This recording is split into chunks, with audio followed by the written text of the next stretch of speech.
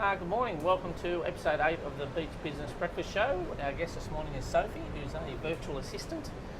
Just a quick reminder about the Beach Business Breakfast, third Thursday of every month at Merriweather Surf Club, 7:30 till 8:30. $10 gets you great networking opportunities, meet new business people, get breakfast from our international chef, and have a great time. So we have about 40 odd businesses that turn up out of the 260 odd members, so it's growing every month, which is fantastic. So welcome, Sophie, thanks for joining us on this beautiful morning. So what did you do before you became a virtual assistant? How did you sort of... Before I became a virtual assistant, I worked in childcare. Oh, okay. So, yes. How was that? It was good. Yeah, I was in childcare for about 8 years. Oh, wow. Yeah. That's good. Yeah. So did you do a course at TAFE? Or I did it through childcare college. Childcare college. Is that Broadmeadow? Yeah. Yeah, okay. Yeah, one of our life members does work for the childcare college at Broadmeadow. So What's her name?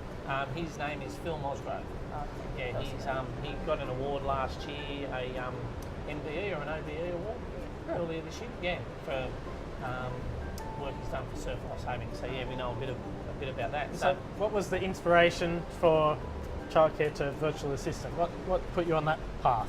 Well, I was nannying a bit, and then I just wanted a career change, and I liked the opportunity to work for myself. So yeah. Yeah. So where were you nannying? Whereabouts? Or in all different places, in people's houses. Yeah. Is that just in Australia? Yeah, or yeah. You didn't do No, it overseas? not then? overseas, no. Yeah. I suppose sometimes when you be like nannying, sometimes you become like a virtual assistant anyway. Yeah, well, I did go away with one family to Queensland. Okay. Yeah. So how old were the kids that were? Though at the time they were 2 and Okay. Excellent. 14 months apart. Pretty full on. So what happened day one? You've decided, okay, let's be a virtual assistant. Yeah. Where did you get started? Like what was the beginning? Originally I joined this business page and I inquired on there, and then some lady said to go and talk to a lady in Melbourne called Chris Crow. Okay. She was one of the head networks down there, so I joined her, and then I did a webinar with her. This is a network for virtual assistants? Yes, Yeah. yes. And Okay. did a webinar with her, but I didn't really follow through with it until I started Nice. Yes. That Excellent. was October. October. End of October started. Yeah, so NISA is the New enterprise sort of incentive incubator funding program Yeah. transition between employment, right? Something like that. Yep. So I did that course, and then I finished in about January, and then I got approved. So then I started out in February, March. Yeah. So how did you like the Nice program? It was good. It was good too. Yeah. Did a business plan, and pretty interesting. I had never done this before, so it's all. Yeah, it's the transition from employed to employer. I think it can be quite brutal if you have any kind of introduction to it, or if you haven't got sort of role models around you that you go, oh, right, so that's what it's like to be running a business. I think it's quite useful to have a bit of a stepping stone like that. And I think with Nice, I didn't have a business. I hadn't done a business plan. I had no idea what. But now I think with Nice, you've got to actually have a business set up before you actually do it. Okay. So change that around. So what sort of other people were doing the Nice course? Different people. One was doing pub, conveyancer, like a physio, and clothing. Okay. Oh, excellent. Okay. How did you? It sort of seems like you almost by accident decided that virtual assisting was something that you would do. Was there something that triggered or sparked that, like, I could do that? Like, did you see someone doing that role and you're like, I can do that? Or what was the start of it? No, not really. I guess I just thought about working from home in admin, and then I didn't think that was the title of virtual assistant. That's when I followed down with this other lady in Melbourne. And then I did Nice, but my actual Nice trainer's never heard of a virtual assistant. He's got more on the course now, but when I did it, he never had one before. Okay, so it's quite new for him. Yeah, fair enough. So how did you go about getting your first clients? Like I've got a couple through social media on Facebook. Okay. So tell us that. Step us through. You've got a Facebook profile. You've set up a Facebook page. Possibly? Facebook page, LinkedIn, okay, so web page, and I've got one client, I got the cleaning company down in Sydney. I did a bit of work with him. Yep. And Did they find you on Facebook? Was yeah, that how I do posts on there. Yep. So did you do like ads, or you just I did ads. posted? Yeah. Okay. Yeah, posted ads. Yep. Promoted. And another guy who I should be getting work with is sales guy. Yeah. In Newcastle. Through him and more work. I should be getting more calls today. Yeah. So with the Facebook posts and the ads, did you do them yourself, or did you get some? No, I did it myself. Yeah. So what sort of things are you like? How are you promoting the business? Like what sort of, what are you saying in those ads? Like, Well, I do my actual page, but then I just do a post because I do cold calling, so that's all the work I've been doing at the moment. Did a bit of editing. I found that guy on a business page. And yeah. and sorry, Jeremy. Yeah, I was saying, did you sort of test a few different ads and you're like, oh, seems to be working, or you just sort of jagged it and you're like, well, I'm going to put an ad on that says, let me do your phone calls, and suddenly you've got customers. That's what I did. Okay. Yeah, that's how easy it was. It's so randomly successful. It's fantastic. I love it. No, that's good. And you mentioned LinkedIn. Have you had much success through LinkedIn? No, I haven't had any clients on LinkedIn, but I've got a lot of people adding. Adding to your network and that sort of stuff. And I think if you can regularly post on LinkedIn, useful material for people, it keeps you sort of top of mind. Okay. That's the thing to do. And then when you say, I can do this and this and this, and I know with the Beach Breakfast Network, you've got that offer for people, so you're getting that out there and that sort of thing. And that's that sort of thing to do. So, is there many virtual assistants around? There is quite a few. There's heaps all over the country. Everywhere: Melbourne, Brisbane, Perth, heaps in Newcastle. It's about 2,000. Oh, it's heaps. I can't remember. Even overseas as well. Yeah, and I guess you don't specifically need to have office space or a certain type of car, or computer and communication is a relatively cheap sort of thing for most people to access now. So I guess it makes sense that it's a fairly easy entry. Don't mean the job's easy, but that getting the tools to get started is not a difficult thing to do, right? Like you don't have to do a 3-year degree in virtual assisting or something, sort of right? High barriers to entry. It's more about whether you're a nice, friendly, affable person that can talk to people, I suppose. And So we need to get your sunglasses on eventually. You have to. I spent the first couple of days just squinting or hiding behind that pole. But what's the sort of what some of the things that you do as a virtual assistant? Like you mentioned cold calling. Yeah, is that sort of trying to telemarketing? So I did a job in it last year, but I was doing this, and I sort of put on the spot. This job came on Facebook, and it was for another VA, and I took it on. And then I started at 1 o'clock, and finished at 4, and then the next morning finished at 11. And but I did well. I was sort of in my course, so I was trying to take this on, but Yeah. So with the cold calling, is that trying to get people like appointments? Not really appointments. It's like entering into Excel, like you get them leads. Like with this cleaning company, they don't get to meet people that I could get them interested. Okay. And is that from their existing database of clients? Some had already been filled in. I don't know. I think it's 16. He sent it to me. They do it all for me. Okay.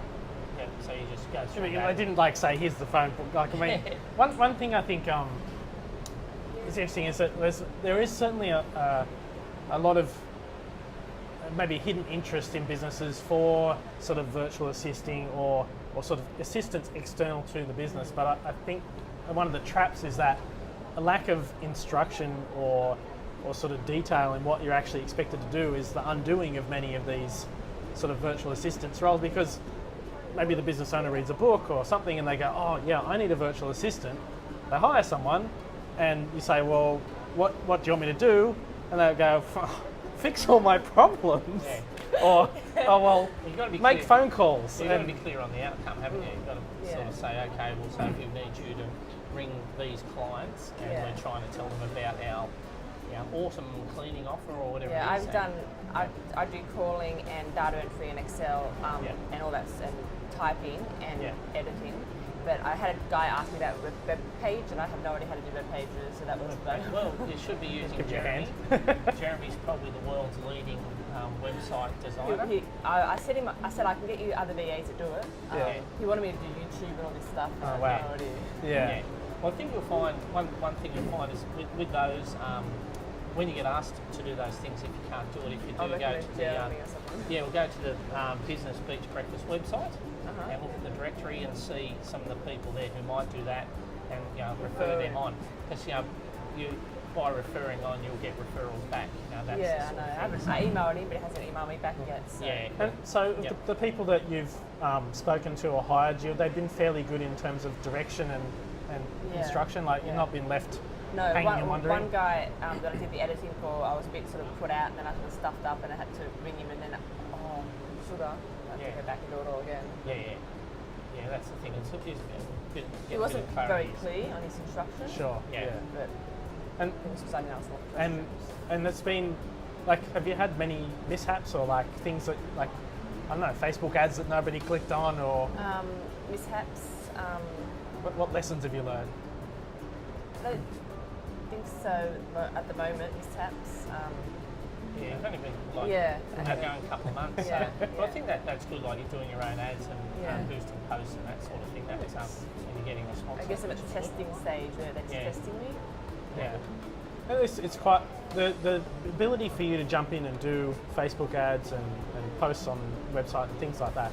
But it really is a fundamental change to what's the equivalent 15 years ago is, I can put an ad in the newspaper maybe and pay a lot for it. The option for you now to spend a small amount of money to test an idea, you could sort of go, all right, I'm going to spend a few $100 on Facebook ads. Let's see if I can get any customers to do virtual assisting. Now, either you get some inquiries or you don't, but you've not had to go and spend, $10,000 getting a newspaper ad or print 500,000 flyers and get them distributed. I mean, it's quite impressive that you can do just a small test like that. Majority of the time with flyers, my niece trainer said you put them in and you'll get like 5 calls. Like they don't work a great deal. Yeah. It's hard to get noticed. Yeah. It is, and that's the thing. I suppose like people are buying you, like you're the brand of your business. So if you can go direct to the people through LinkedIn, through Facebook. Do you have an Instagram? Do you use Instagram? No, I don't know how to use Instagram. Oh, I had Twitter. I don't know how to use that very well. Instagram, no, I haven't. Is that like photos? That's photos. Yeah. Should be that. Because I'll just give another shameless plug at our next Beach Business Breakfast, 21st of April, which I think will be on This is social before media? this goes on the website anyway. Yeah, social media. It's on LinkedIn, and then in May we're doing one on Instagram for business. Yeah. So we really want to sort of give people the tools that they can sort of give them a little bit of knowledge so they can either try something themselves or engage an expert. So with Instagram, is that a way of getting clients? Can you get clients Wow, through Instagram? maybe. Or not really? More probably, like as a retailer, it'd be quite interesting if you had a client that's like a clothing shop or a bakery or something that's quite customer facing. There's a very reasonable chance they'd be using something like Instagram where they're showing photos of their stuff to the world to keep people interested. So I get a few people through Gumtree. Yes. Yeah. Yeah. A lot of people use Gumtree. I think it's one of those things you can put an ad on there and it's free. Yeah. Which is good. You might pick up a client here or there, which is good. So you've tried quite a lot of different types of marketing in such a small space of time, which is really, really good. So do you work from home most of the time, or is it No, I work from home. Yeah, or from clients' premises? Do you have to go to clients' No, I premises? haven't worked with clients' premises. I think some can, but I just work from home. Yeah, no, that's a good thing. So you don't have to, as Jeremy said, have the flash car or. Well, I could work anywhere really. Like I Yeah. could just go to the beach as long as I have internet. Yeah, But anyway, we so- do have good internet access here. Yeah. Through either Blue Doors or Surf Houses or the Surf Clubs one. So you walk in here any time. So I guess you need a sort of quiet-ish spot, I suppose, to I'm do on something. the phone all the time. Yeah. yeah. So what's the best bit of business advice you've ever been given, or did they give you any pearls of wisdom in Denise course? Well, the niche trainer always said that business is not easy, and you just got to keep moving forward. Yeah, keep chipping away. That's the thing, I think. So Takes a certain amount of determination, doesn't it? yeah, lots of little steps take you a long way, so that's good.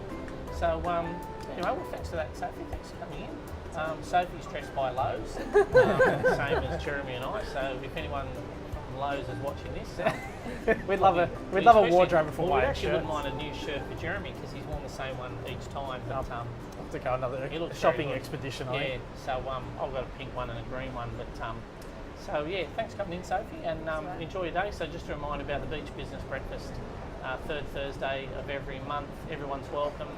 Join via the website, beachbusinessbreakfast.com.au, or the meetup site, search Beach Business Breakfast. So have a great day, and who wouldn't have a great day? Look at it, it's beautiful outside, so yeah, enjoy the rest of your day. Awesome. Thanks, Thank guys. you.